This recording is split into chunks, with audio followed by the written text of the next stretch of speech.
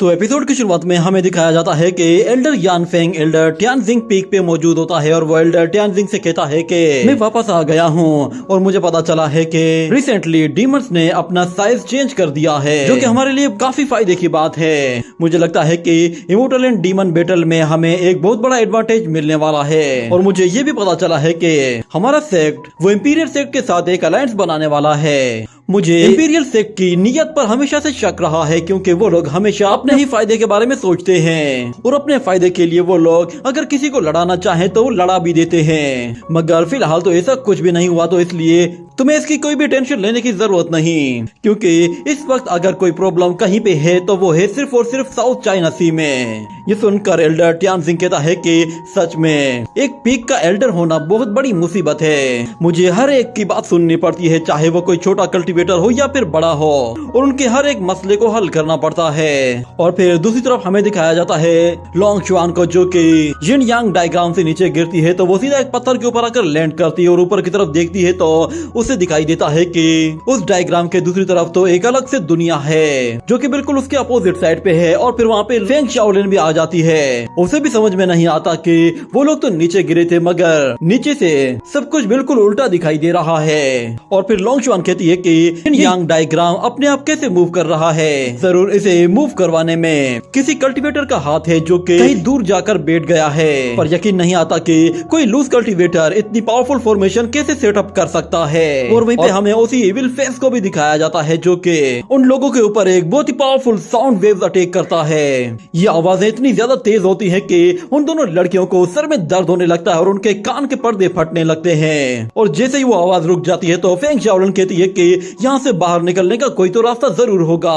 मगर लोंग चुआन को अचानक दिखाई देता है कि वो स्टोन जिन पे मार्क बने हुए हैं वो हिल रहे हैं। वो फेंग शाओलिन से कहती है कि जरा इन स्टोन से बचकर रहना। तो फेंग शाओलिन उन पत्थरों के ऊपर से कूदकर दूसरी जगह चली जाती है और फिर लोंग चुआन अपनी ड्रैगन स्वॉर्ड बाहर निकाल लेती है। पर वो देखती है कि अचानक से वो भी हवा में ऊपर जाने लगी है। उसे समझ में नहीं आ रहा होता कि वहाँ पर ऐसा हो क्या रहा है कि जिसकी वजह से वहाँ पे मौजूद हर एक चीज आउट ऑफ कंट्रोल हो रही है। मगर जैसे तैसे वो अपनी स्वॉर्ड के साथ सिल्वर वाटर टेक्निक को यूज करती है, जिससे वो उस एविल फेस पे हमला करती है तो दूसरी तरफ से वो एविल फेस उस अटैक को वहीं पे ही डिस्ट्रॉय कर देता है। और हमें दिखाया जाता है कि फिर उन सारे स्टोन्स के चारों तरफ कुछ मैग्नेटिक फील्ड्स आ जाती हैं। लोंग चुआन कहती है कि अच्छा, तो ये स्टोन्स असल में मैग्नेटिक स्टोन्स हैं, जो कि हमारी स्वॉर्ड्स को अपनी तरफ अट्रैक्ट कर रहे हैं। और फिर लोंग चुआन देखती है कि अचानक से वो होंगवी स्वॉर्ड एक स्टोन की तरफ जा रही है, जिस पर वो फेंग शाओलिन से कहती है कि जल्दी से उस स्वॉर्ड को छोड़ दो। तो फेंग शाओलिन उस स्वॉर्ड को छोड़ती है तो वो स्वॉर्ड सीधा एक पत्थर में जा लगती है और उसके चारों तरफ कुछ और पत्थर आकर चिपक जाते हैं, जिसकी वजह से फेंग शाओलिन की जान बच जाती है। और वो वापस से लोंग चुआन के पास आती है तो लोंग चुआन उसे बताती है कि असल में इन सारे स्टोन्स को वो घोस्ट फेस कंट्रोल कर रहा है। जैसे ही ये इंफॉर्मेशन को एक्टिवेट करता है तो हमारे पास मौजूद मेटल की हर एक चीज इसके कंट्रोल में आ जाती है। और हमें दिखाया जाता है कि वो एविल मास्क उन लोगों पर एक और पावरफुल एनर्जी अटैक कर देता है, जिसकी वजह से लोंग चुआन अपने चारों तरफ एक बैरियर बना देती है। और दूसरी तरफ फेंग शाओलिन देखती है कि वो होंगवी स्वॉर्ड उसी पर ही हमला करने की कोशिश कर रही है, जिससे वो खुद को बाल बाल बचाती है और स्वॉर्ड को बहुत ही जोर से हिट करके एक पत्थर के अंदर घुसा देती है। और इस तरफ हमें दिखाया जाता है कि लोंग चुआन उस एविल फेस के अटैक को रोकने की कोशिश कर रही होती है। और फेंग शाओलिन वो कहती है कि तुम इसे कुछ देर के लिए होल्ड करो, मैं इसे देखती हूँ। वो जैसे ही अपना एक मैजिक वेपन बाहर निकालती है तो लोंग चुआन उससे कहती है कि ये मैजिक वेपन तो मूनलाइट सेक्ट का है, तुम्हारे पास ये कैसे आया।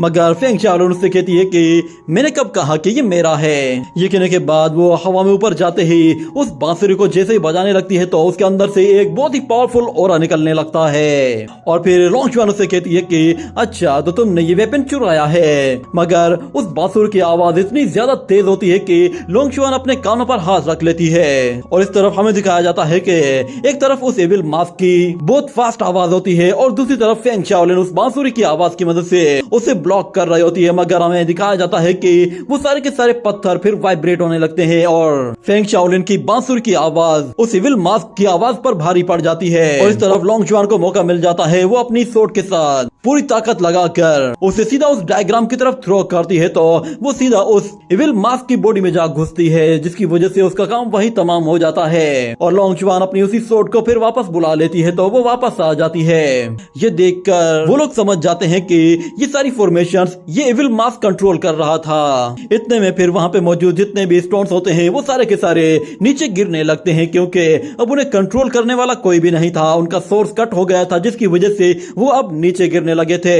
ये देखते ही लोंगचुआन फेंग शाओलिन को लेकर सीधा उस डायग्राम की तरफ आगे बढ़ती है और वो लोग उन पत्थरों के गिरने से पहले ही फौरन से उस डायग्राम के अंदर चले जाते हैं। और दूसरी तरफ हमें फेंग हान को दिखाया जाता है, वो जायंट स्नेक की एनर्जी को एब्जॉर्ब कर रहा होता है और वो कहता है कि मैं इसे और ज्यादा एब्जॉर्ब नहीं कर पाऊंगा, इससे मुझे बहुत ज्यादा तकलीफ हो रही है। ऐसा फील हो रहा है कि जैसे मेरी बॉडी वो कुछ ही देर में फट जाएगी।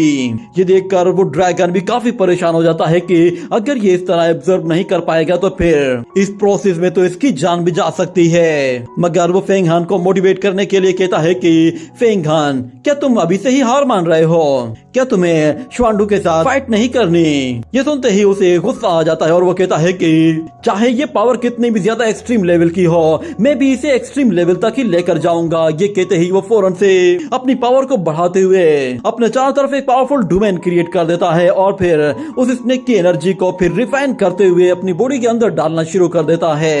और हमें दिखाया जाता है कि फिर दूसरी तरफ लोंगचुआन और फेंग शाओलिन दोनों ही उस डायग्राम से बाहर निकलकर उसके पास आते हैं तो वो दोनों देखती है कि फेंग हान तो वहाँ पर कल्टीवेशन करने में मसरूफ है। मगर उसे इस बात पर हैरानी होती है कि फेंग हान डायरेक्टली उस जायंट स्नेक को रिफाइन करके अपनी बॉडी में डाल रहा है, जिस पर उसे भी काफी हैरानी होती है। और वो फेंग शाओलिन से कहती है कि मैंने आज तक इस तरह का कोई मेथड देखा नहीं है, मगर मुझे ऐसा लग रहा है कि जैसे ये मेथड जितना ज्यादा अजीब है उतना ही ज्यादा खतरनाक भी है। अगर फेंग हान ने जरा भी गलती कर दी तो इसकी बॉडी पूरी तरह से एक्सप्लोड कर जाएगी। ये सुनकर फेंग शाओलिन कहती है कि मुझे उम्मीद है कि वो ऐसी गलती नहीं करेगा।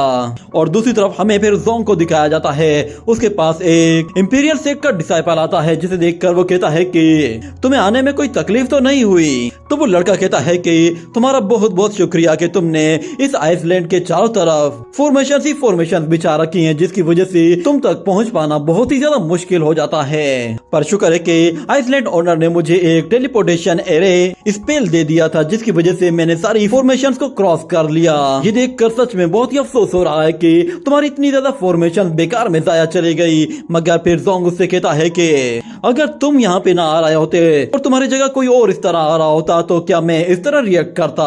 ये सुनते ही वो लड़का हंसने लगता है और कहता है कि चलो मजाक करना बंद करो, मैं बस यहाँ पे ये बताने के लिए आया था कि आइसलैंड ओनर ने एक इनविटेशन लेटर भेजा है। मैं नहीं जानता कि वो लोग किस मसले के लिए हमें बुला रहे हैं। तो जोंग कहता है कि मुझे ऐसा लगता है कि वो लोग गुइशुई आइसलैंड के बारे में कुछ जानना चाहते होंगे, जिस पर वो लड़का कहता है कि ये हमारे पर्सनल मैटर्स हैं, इसलिए मैं इन मामलात में इंटरफेयर नहीं कर सकता। हाँ, अगर तुम्हें मेरी किसी तरह से कोई मदद चाहिए तो फिर तुम मुझे कह सकते हो। वैसे भी मेरा इंपीरियल सेक्ट वो हमेशा से तुम्हारी मदद करता आया है। और इस तरफ हमें दिखाया जाता है कि फेंग हान ने काफी हद तक उस स्नेक की एनर्जी को एब्जॉर्ब कर लिया होता है, मगर अचानक उसे फील होता है कि वो लड़कियां उसके आसपास मौजूद हैं, तो वो फौरन से अपनी कल्टीवेशन को रोक देता है और उन दोनों के पास आकर खड़ा हो जाता है, जिस पर लोंगचुआन उससे कहती है कि फेंग हान, तुमने तो वाकई में उस जायंट स्नेक को रिफाइन कर दिया। अगर मैं गलत नहीं हूँ तो तुम्हारी एनर्जी इस वक्त 2000 हॉर्स पावर के बराबर आ चुकी है। तो फेंग हान कहता है कि चलो कोई बात नहीं, अगर तुम लोग इस फॉर्मेशन को नहीं तोड़ पाए तो मैं अपनी स्ट्रेंथ के दम पर इसे तोड़ने की कोशिश कर सकता हूँ। और क्योंकि मैं अपनी एनर्जी को अब काफी हद तक बढ़ा चुका हूँ तो मुझे लगता है कि मैं अब इस फॉर्मेशन को आसानी के साथ तोड़ भी सकता हूँ। और फिर लोंगचुआन कहती है कि फेंग शाओलिन के उस वेपन की मदद से हम लोग उस इविल फेस से लड़ने में किसी तरह तो कामयाब हो पाए हैं, मगर हो सकता है कि वो यहाँ पे दोबारा से आ जाए। और अगर फेंग शाओलिन एक मर्तबा वो बांसुरी दोबारा बजाएगी तो मुझे पूरा यकीन है कि वो इविल फेस यहाँ पे दोबारा जरूर आएगा। मगर फेंग शाओलिन कहती है कि शायद तुम इस बांसुरी के बारे में इंफॉर्मेशन नहीं जानती, इसे इस तरह यूज नहीं किया जा सकता। और इस बात को लेकर वो दोनों ही लड़कियां आपस में लड़ना झगड़ना शुरू कर देती हैं, जिस पर फेंग हान कहता है कि अच्छा ठीक है, तुम दोनों थोड़ा सा शांत हो जाओ, ये लड़ने का वक्त नहीं। वो उन दोनों को दो एलेक्सियर्स देता है और कहता है कि इस एलेक्सियर की मदद से तुम लोग अपनी एनर्जी को बहुत ही जल्दी रिस्टोर कर लोगे उस एलेक्सियर को देखकर लोंगशुआन कहती है कि ये तो ब्लैक स्नेक ब्लड एलेक्सियर है। तो फेंगान कहता है कि हाँ, इससे तुम्हारी एनर्जी दोबारा से रिकवर हो जाएगी और तुम्हारी कल्टीवेशन भी इम्प्रूव हो जाएगी। और क्योंकि मैंने अपनी स्किल्स को और अपनी स्ट्रेंथ को काफी हद तक बढ़ा दिया है, तो इसलिए अब मैं उस फॉर्मेशन को तोड़ने की कोशिश कर रहा हूँ। और वो उन लोगों से भी कहता है कि जिसने भी ये फॉर्मेशन यहाँ पर सेट की है वो बंदा हार नहीं मानेगा। जैसे ही हम लोग इस फॉर्मेशन को तोड़ेंगे, हो सकता है कि हमारे सामने कुछ और लोग आए जिनसे हमें लड़ना पड़े। इसलिए तुम दोनों इस एलेक्सियर को अभी से ही खा लो ताकि तुम्हारी एनर्जी रिकवर हो जाए और तुम लोग लड़ने के लिए बिल्कुल तैयार रहो। मगर इस तरह फेंग शाओलिन कहती है कि ये पिल सच में काफी अच्छी है, मैं इसे बाद में यूज करूंगी। वो फेंगान से कहती है कि हम डीमंस तुम ह्यूमंस की तरह डरपोक नहीं है, मैं इस पिल को फिर कभी यूज कर लूंगी। मगर फिर फेंगान गुस्से में उससे कहता है कि मैंने तुमसे तुम्हारा ओपिनियन नहीं मांगा, मैंने कहा है कि इस पिल को खा लो, तो तुम्हें ये पिल अभी खानी है। ये सुनते ही फेंग शाओलिन थोड़ा सा डर जाती है और फौरन से वो पिल खाकर ऊपर एक बड़े पत्थर के ऊपर बैठ जाती है और फौरन से कल्टीवेशन करते हुए अपनी एनर्जी रिकवर करना शुरू कर देती है। ये सुनते ही फिर लोंगशुआन कहती है कि ऐसी बात है तो फिर ठीक है, मैं तुम्हें मायूस नहीं करूंगी। ये कहते ही वो भी फिर से अपनी एनर्जी को रिगेन करना शुरू कर देती है। और दूसरी तरफ हमें इंपीरियल सेक्ट के एक बंदे को दिखाया जाता है जो कि जोंग से कहता है कि ये लूज कल्टीवेटर्स आजकल कुछ ज्यादा ही अकड़ने लगे हैं, मुझे ऐसा लग रहा है कि इन लोगों के पीछे किसी की सपोर्ट है। तो जोंग कहता है कि मैं आज एक ऐसे बंदे से मिला था जिसके बारे में मैं नहीं जानता कि वो कहाँ रहता है, मगर मुझे ऐसा लगता है कि शायद उसने हर तरह का एलेक्सियर बना कर रखा हुआ है और वो सारे के सारे लोग उसी से ही एलेक्सियर्स लेकर अपनी कल्टीवेशन को इम्प्रूव करते हैं। ये सुनते ही वो दूसरा बंदा कहता है कि अच्छा, आखिर उस बंदे का मकसद क्या है, वो उन लोगों की इतनी ज्यादा मदद क्यों कर रहा है। तो जोंग उसे बताता है कि वो लड़का किसी ऐसी मेडिसिन के बारे में जानना चाहता है और उसे तलाश करना चाहता है जिसे हम लोग नहीं जानते, ना ही हम लोगों ने वो कभी देखी है। मगर मुझे ऐसा लगता है कि वो सिर्फ हम लोगों को बेवकूफ बनाने के लिए ऐसी बातें कर रहा है। उसे किसी तरह की मेडिसिन नहीं चाहिए, बल्कि उसका इंटरेस्ट सिर्फ और सिर्फ साउथ चाइना सी पर है। तो वो लड़का कहता है कि आखिर तुम उस बंदे पर ऐसे ही शक क्यों कर रहे हो, मैं ऐसी बातें जाकर वापस से अपने सेक्ट में नहीं बता सकता।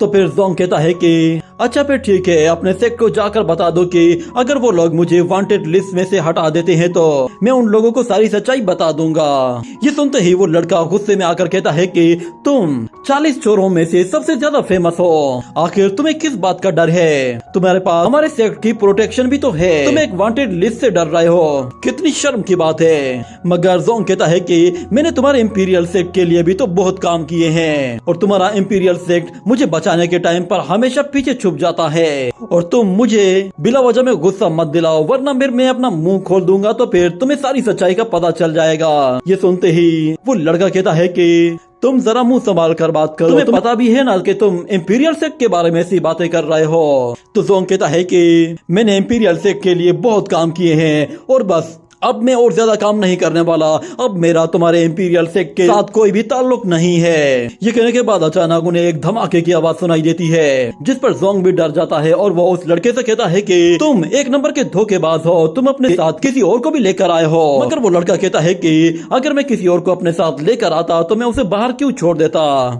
ये कहने के बाद फिर जोंग अपने उसी गोल्डन फर्नेस को बाहर निकालता है और उसके पास जाते ही उसकी पावर्स को एक्टिवेट करके चेक करने की कोशिश करता है कि आखिर उसकी फॉर्मेशंस को किसने तोड़ा है। और फिर उसे दिखाई देता है कि उसका वो यिन यांग डायग्राम पूरी तरह से डिस्ट्रॉय हो चुका है, जिसके बाद वो उस इविल फेस को उस गोल्डन फर्नेस के जरिए कंट्रोल करता है। और फेंगान कहता है कि ये फॉर्मेशंस दोबारा से एक्टिव हो रही हैं, ऐसा लग रहा है कि वो बंदा जो कि इन्हें कंट्रोल कर रहा है वो दोबारा से एक्टिव हो गया है। तो लोंगशुआन फौरन से खड़ी हो जाती है और उसे बताती है कि हम लोगों ने इस फॉर्मेशन को अच्छे से ऑब्जर्व किया है, हम लोगों ने देखा है कि जब हम लोग इस पर अपनी स्ट्रेंथ के जरिए हमला करते हैं तो इसकी स्ट्रेंथ भी बढ़ जाती है। हम लोगों को एक साथ हमला करने के बजाय बारी बारी हमला करना चाहिए ताकि हम लोग इस यिन यांग रोटेशन को एक जगह रोक सकें। तो इतने में फेंग शाओलिन कहती है कि ठीक है, अगर लड़ाई करनी है तो पहले शुरुआत मैं करूंगी। तो लोंगशुआन उससे कहती है कि ठीक है, तो तुम अपनी उसी बांसुरी के साथ दोबारा से हमला करो।